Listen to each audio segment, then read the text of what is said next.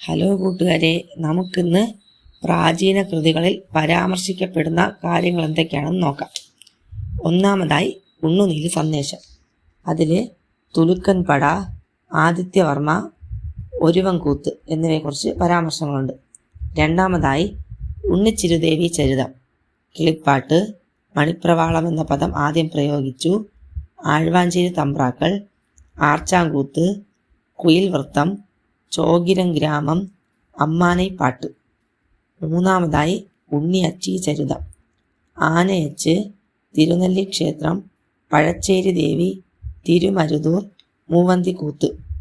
നാലാമതായി ഉണ്ണിയാടി ചരിതം.